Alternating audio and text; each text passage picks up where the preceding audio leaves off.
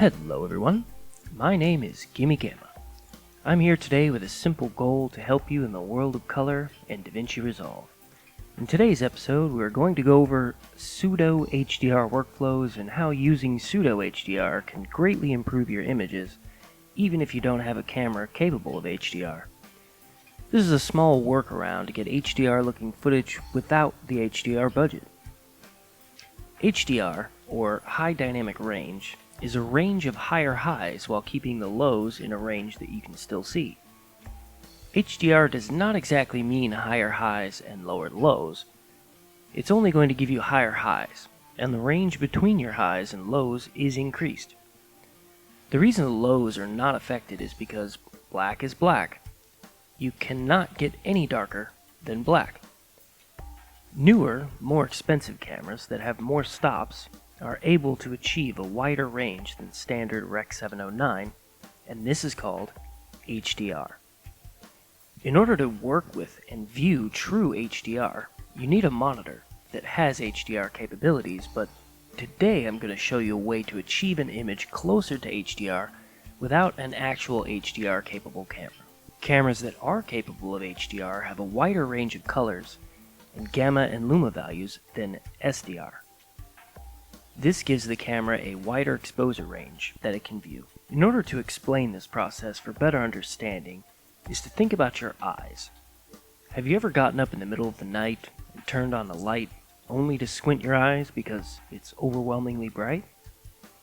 Have you ever gone indoors after being out in the bright sunlight only to realize that you have to wait a second before you can actually see anything? In these situations, your eye has adjusted to one or the other extreme lighting scenario, and it needs to adjust to the other. In dark environments, your eyes open up to allow more light to hit your retina so you can see better in low light. In bright light situations, your eyes close to allow less light into your retina. They are consistently adjusting depending on the situation you're in, and for the most part, you never notice. It's only in extreme cases you might stop to think about it. Cameras work in a similar way to your eyes, in that they have to be adjusted to allow the proper amount of light to hit the sensor. Like your retina, only cameras aren't as good at it as humans are. In tricky situations, you may need more than one exposure in order to properly see everything in the shot. Take for example, this scene here. We have lots of shaded trees, and through them we have a very bright sun shining with clouds in the distance. I have three options here when trying to properly expose for the shot. I can overexpose so that I don't lose any details in the shadows and the darker areas at the cost of losing the details in the brighter sunlit areas. Or I can underexpose so that I get the details in the brighter areas at the cost of losing the details in the shadows. Or I can expose somewhere in the middle and hope I get some detail in both the lows and the highs, but that won't do because we want the best possible image. This is where HDR comes into play and can drastically improve your footage. If you have a super expensive camera with HDR capabilities, you can probably set it up so that you can get details in the super bright areas while retaining detail in the shadows. But what if you don't have a nice camera with those capabilities? This is where today's video can help you. What I have is a video clip recorded at 2 exposure levels, and we're going to merge it into one image with the details from both exposures. You can see here in one clip we have the exposure set to give us details in the highs. You can see the clouds, you can see the blue sky, you can see the mountains, you can see everything. Then in this same clip, we have lost the details in the shadows. But in our second clip, we have the exposure set to give us the detail in the shadows. You can see the details in the shadows of the trees and the ground. If I had an HDR capable camera, I could get the details of both these images in one shot. But since I don't, I've recorded a clip that alternates between my 2 exposure levels so that I can combine them later in post to achieve an image with greater range. So in order to do this, we have to complete a couple of steps. You can see here I have my flickering footage where every other frame is over and underexposed. As I move through the timeline, frame by frame, you can see it is over, under, under, and under. The first thing we're going to want to do is remove all of the opposite frames from one another. So let's duplicate our clip and stack it on top of the other one.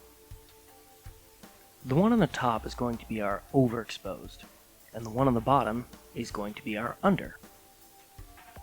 Now, for the top clip, we're simply going to change the clip's speed and reduce the time by half.